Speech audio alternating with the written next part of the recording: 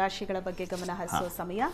ತುಲಾ ರಾಶಿ, ವೃಶ್ಚಿಕ ಮತ್ತು ಧನು ರಾಶಿಯವರು ಗಮನ ಇಟ್ಟು ಕೇಳಿಸ್ಕೋಬೇಕು. ಈ ಮೂರು ರಾಶಿಗಳ ಬಗ್ಗೆ ಶಾಸ್ತ್ರಿಗಳು ತಿಳಿಸ್ಕೊಡ್ತಾರೆ. ನೋಡ್ರಿ, ತುಲಾ ರಾಶಿಯವರಿಗೆ ಹೇಗಿದೆಯಪ್ಪ ಈ ವಾರದಲ್ಲಿ ಅಂತಂದರೆ, ಕೃಷಿ ಜಲಕ್ಷೇತ್ರಗಳಲ್ಲಿ ವಿಶೇಷ ಲಾಭ ಕಾಣಬಹುದು. ಸ್ನೇಹಿತರು ಬಂಧುಗಳಲ್ಲಿ ಆತ್ಮೀಯತೆ ಚೆನ್ನಾಗಿರ್ತದೆ. ಶಾಪಿಂಗು, ಸಂಚಾರ ಇವುಗಳಲ್ಲಿ ಸಂತಸ ಕಾಣ್ತೀರಾ.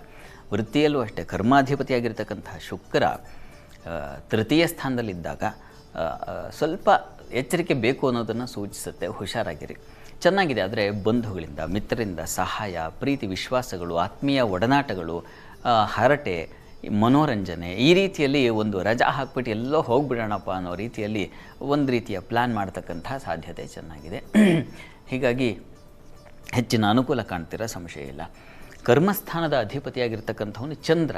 ಅವನು ಚತುರ್ಥದಲ್ಲಿದ್ದಾಗ ದಿಗ್ಬಲ ಅದು ಚಂದ್ರನಿಗೆ. ಹೀಗಾಗಿ ವೃತ್ತಿಯಲ್ಲಿ ತುಂಬ ಅನುಕೂಲದ ಫಲಗಳನ್ನು, ಶುಭ ಫಲವನ್ನು ಕಾಣ್ತಕ್ಕಂಥದ್ದು. ಚಂದ್ರನ ದೃಷ್ಟಿ ಎಲ್ಲಿಗಿದೆಯಪ್ಪ ಅಂದರೆ ವೃತ್ತಿಗೆ ಇದೆ. ಹೀಗಾಗಿ ಹೆಚ್ಚಿನ ಅನುಕೂಲ ಇದೆ. ಆದರೂ ಸ್ವಲ್ಪ ಎಚ್ಚರಿಕೆ ಇರಲಿ. ಮೈ ಮರೆತಕ್ಕಂಥ ಸಾಧ್ಯತೆ ಇರುತ್ತದೆ ಮಾತು ಬರವಣಿಗೆಗಳಿಂದಾಗಿ. ಯಾರು ಮಾತನ್ನು ಬರವಣಿಗೆಯನ್ನು ನಚ್ಕೊಂಡಿದ್ದಾರೋ ಅಂಥ ಕೆಲಸಗಳಲ್ಲಿರೋ ಸ್ವಲ್ಪ ಹುಷಾರಾಗಿರಬೇಕು ಅಷ್ಟೇ. ಇನ್ನು ವಾರಾಂತ್ಯ ಗಮನಿಸೋಣ. ವಾರಾಂತ್ಯದಲ್ಲಿ ಉದರ ಸಂಬಂಧಿ ಸ್ವಲ್ಪ ಸಮಸ್ಯೆಗಳು ಉಂಟಾಗಬಹುದು. ತಾಯಿ ಮಕ್ಕಳಲ್ಲಿ ಮನಸ್ತಾಪ ಬರುವ ಸಾಧ್ಯತೆ. ವೃತ್ತಿಯಲ್ಲಿ ಸ್ತ್ರೀಯರಿಗೆ ಸ್ವಲ್ಪ ಅಸಮಾಧಾನ. ಶುಭ ಚಿಂತನೆ, ಸಜ್ಜನರ ಭೇಟಿ ಇದೆಲ್ಲ ಚೆನ್ನಾಗಿದೆ. ಸ್ವಲ್ಪ ತೊಡಕನ್ನು ಸೂಚಿಸ್ತಾ ಇದೆ. ಮಕ್ಕಳು, ತಾಯಿ ಮಕ್ಕಳ ಬಾಂಧವ್ಯ ಸ್ವಲ್ಪ ತೊಡಕಾಗಬಹುದು. ಉದರ ಸಂಬಂಧಿ ಅಬ್ಡೊಮೆನ್ ರಿಲೇಟೆಡ್ ಆಗಿರತಕ್ಕಂತಹ ಸಮಸ್ಯೆಗಳು ಉಂಟಾಗಬಹುದು. ಇಂಟೆಸ್ಟೈನಿ ಸಮಸ್ಯೆ ಇರತಕ್ಕಂಥದ್ದು. ಹೀಗಾಗಿ ಸ್ವಲ್ಪ ಹುಷಾರು. ನೀರಿನ ವಿಕಾರ, ಯಾವುದನ್ನು ನಾವು ವಾಟರ್ ಇನ್ಫೆಕ್ಷನ್ ಅಂತೀವೋ ಆ ರೀತಿಯಲ್ಲಿ ಸಮಸ್ಯೆಗಳಾಗುವ ಸಾಧ್ಯತೆ ಇದೆ. ಹೀಗಾಗಿ ಗಮನ ಇರಲಿ. ಅದರ ಹೊರತಾಗಿ ಉಳಿದ ಹಾಗೆಲ್ಲ ತುಂಬ ಚೆನ್ನಾಗಿದೆ, ಆತಂಕ ಬೇಡ.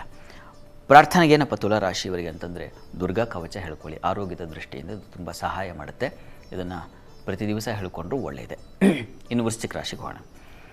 ವೃಶ್ಚಿಕ ರಾಶಿಯವರಿಗೆ ವಾರದ ಆದಿಯಲ್ಲಿ ಸ್ವಲ್ಪ ಸಹೋದರ ಸೇವಕರಿಂದ ಸಹಕಾರ ಚೆನ್ನಾಗಿದೆ. ಸ್ತ್ರೀಯರಿಗೆ ಶೌರ್ಯ ಸಾಹಸ ತುಂಬ ಚೆನ್ನಾಗಿದೆ. ವೃತ್ತಿಯಲ್ಲಿ ಧನಲಾಭ, ಸಹಕಾರ ಚೆನ್ನಾಗಿದೆ.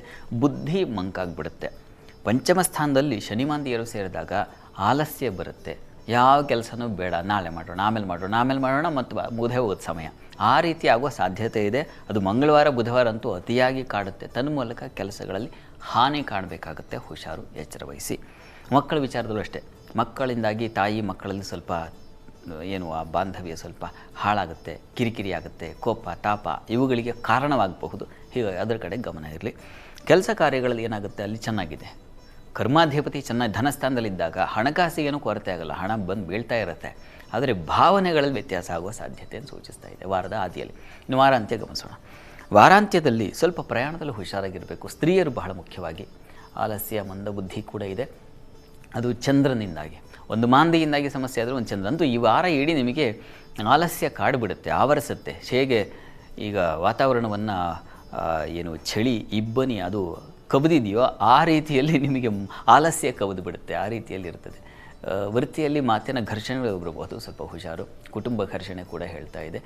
ಗಂಟಲು, ಕಿವಿ ಬಾಧೆಗಳನ್ನು ಸೂಚಿಸ್ತಾ ಇದೆ. ಎಚ್ಚರಿಕೆ ಬೇಕು. ಈ ವಾರ ನಿಮ್ಮ ಆರೋಗ್ಯದಲ್ಲೂ ಸ್ವಲ್ಪ ಎಚ್ಚರಿಕೆ, ಗಮನ ತಗೋಬೇಕು. ತಪ್ಪದೇ ವೃಶ್ಚಿಕ ರಾಶಿಯವರು ನರಸಿಂಹ ಕವಚ ಹೇಳ್ಕೊಳ್ಳಿ. ನರಸಿಂಹ ಸನ್ನಿಧಾನ ತುಳಸಿ ಸಮರ್ಪಣೆ ಮಾಡಿ ಕವಚ ತಪ್ಪದೇ ಹೇಳ್ಕೊಳ್ಳಿ. ನರಸಿಂಹ ಕವಚ ಬೇಕು ಈ ವಾರ. ಇನ್ನು ಧನುರಾಶಿಗೆ ಹೋಗೋಣ. ಧನುರಾಶಿಯವರಿಗೆ ಕುಟುಂಬ ಸೌಖ್ಯ ಚೆನ್ನಾಗಿದೆ. ಸಮೃದ್ಧ ಭೋಜನ, ವಿದ್ಯಾರ್ಥಿಗಳಿಗೆ ಕೌಶಲ್ಯ ಪ್ರದರ್ಶನ. ಪ್ರಯಾಣದಲ್ಲಿ ಸ್ವಲ್ಪ ಎಚ್ಚರಿಕೆಯಿಂದ ಇರಬೇಕು. ಹೃದಯ ಬಾಧೆ, ಜಲಕಂಟಕಗಳು, ನೀರಿನ ಸಮಸ್ಯೆಗಳು ಉಂಟಾಗ್ತಕ್ಕಂಥದ್ದು. ಮನೆಯಲ್ಲೇ ನೀರಿನ ಬಾಧೆಯೋ ಅಥವಾ ನೀರಿನ ಜಾರಿ ಬಿದ್ದುಬಿಡ್ತಕ್ಕಂಥದ್ದು ಈ ರೀತಿಯ, ಅಂತೂ ನೀರಿನಿಂದ ನಿಮಗೆ ಈ ರೀತಿ ಈ ಒಂದು ವಾರದಲ್ಲಿ ಸ್ವಲ್ಪ ತೊಡಕುಗಳನ್ನ, ವಾರದ ಆದಿಯಲ್ಲದು ಸ್ವಲ್ಪ ತೊಡಕನ್ನು ಸೂಚಿಸ್ತಾ ಇದೆ. ಬಹಳ ಎಚ್ಚರಿಕೆ ಬೇಕು. ಚೆನ್ನಾಗಿದೆ. ಕುಟುಂಬ ಸೌಖ್ಯ ಚೆನ್ನಾಗಿದೆ. ಮಾತಿನ ಪ್ರಾಜ್ಞಶ್ಚ ಶಶಿ ಅಂತ, ಪ್ರಜ್ಞೆಯಿಂದ ಮಾತಾಡ್ತಕ್ಕಂಥದ್ದು, ಎಚ್ಚರಿಕೆಯಿಂದ ಮಾತಾಡ್ತಕ್ಕಂಥದ್ದು, ಜಾಣ್ಮೆಯಿಂದ ಕಾರ್ಯ ಸಾಧನೆ ಮಾಡೋದು. ವಿದ್ಯಾರ್ಥಿಗಳಿಗಂತೂ ತುಂಬ ಚೆನ್ನಾಗಿದೆ ಈ ವಾರದಲ್ಲಿ. ಯಾವುದೋ ಎಕ್ಸಾಮ್ ಇದ್ದರೆ ಅದನ್ನೆಲ್ಲ ಅಚ್ಚುಕಟ್ಟಾಗಿ ಮುಗಿಸಿ ಬರೆದು ಒಳ್ಳೆ ಗುಡ್ ಅಂತ ಅನ್ನಿಸ್ಕೊಳ್ಳೋದು, ಆ ರೀತಿಯಲ್ಲೆಲ್ಲ ತುಂಬ ಚೆನ್ನಾಗಿದೆ. ಇನ್ನು ವಾರಾಂತ್ಯಕ್ಕೆ ಹೋಗೋಣ. ವಾರಾಂತ್ಯದಲ್ಲಿ ಸ್ವಲ್ಪ ನೀರಿನ ವಿಚಾರದಲ್ಲಿ ಬಹಳ ಎಚ್ಚರಿಕೆ ವಹಿಸಬೇಕು. ವಾರಾಂತ್ಯದಲ್ಲೂ ಚಂದ್ರ ಶನಿ ಒಟ್ಟಾಗಿ ಬಿಡ್ತಾರೆ. ಹೀಗಾಗಿ ಹೆಣ್ಣುಮಕ್ಕಳು ಅಡುಗೆ ಮನೆಯಲ್ಲೋ ಅಥವಾ ಇನ್ನೆಲ್ಲೋ ಅಂತೂ ನೀರಿರೋ ಕಡೆ ಸ್ವಲ್ಪ ಹುಷಾರು, ಎಚ್ಚರ ವಹಿಸಿ. ದಾಂಪತ್ಯದಲ್ಲಿ ಸಾಮರಸ್ಯ ಚೆನ್ನಾಗಿದೆ. ಅಲೆದಾಟ ಇದೆ ಸ್ವಲ್ಪ ಮಟ್ಟಿಗೆ. ವ್ಯಯ, ಖರ್ಚು, ಅಲೆದಾಟ, ವೃತ್ತಿ ಸಂಬಂಧಿ ಅಲೆದಾಟಗಳನ್ನು ಸೂಚಿಸ್ತಾ ಇದೆ. ಹುಷಾರು. ಹೀಗಾಗಿ ಕೆಲಸದ ನಿಮಿತ್ತ ಅಲೆದಾಟ ಅದು ನಿಮಗೆ ತಲೆ ಕೆಟ್ಟು ಹೋಗಿಬಿಡುತ್ತೆ ಒಂದು ರೀತಿಯಲ್ಲಿ. ಕೃಷಿ ಭೂ ವ್ಯವಹಾರಗಳಲ್ಲಿ ಸ್ವಲ್ಪ ತೊಡಕನ್ನು ಸೂಚಿಸ್ತಾ ಇದೆ. ಆರೋಗ್ಯ ಸಮಸ್ಯೆ, ಸ್ವಲ್ಪ ಚರ್ಮ ಸಂಬಂಧಿ ತೊಂದರೆಗಳು ಉಂಟಾಗಬಹುದು. ನಿಮಗೂ ಕೂಡ ವಾರದ ಅಂತ್ಯದಲ್ಲಿ ಏನಾಗುತ್ತೆ, ಚಂದ್ರರಾಹು ಕೂಡ ತೃತೀಯದಲ್ಲಿರೋದ್ರಿಂದ ಥ್ರೋಟ್ ಇನ್ಫೆಕ್ಷನ್ ಆಗೋ ಸಾಧ್ಯತೆಗಳು ಜಾಸ್ತಿ ಇದೆ. ಹೀಗಾಗಿ ಗಮನ ಇರಲಿ. ಪರಿಹಾರಕ್ಕೇನಪ್ಪ ಅಂತಂದರೆ ಸುಬ್ರಹ್ಮಣ್ಯ ಕವಚ ಹೇಳ್ಕೊಳ್ಳಿ ನೀವು, ಅದು ತುಂಬ ಸಹಾಯವಾಗುತ್ತೆ. ದುರ್ಗಾ ಕವಚವನ್ನು ಹೇಳ್ಕೊಳ್ಬಹುದು, ಅದು ಸಹಾಯವಾಗುತ್ತೆ. ನಾಗ ಕವಚವನ್ನು ಹೇಳ್ಕೊಳ್ಬಹುದು, ಅದು ಸಹಾಯ ಆಗುತ್ತೆ.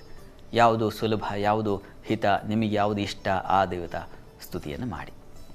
ಇದು ಧನುವರೆಗಿನ ಫಲಫಲ.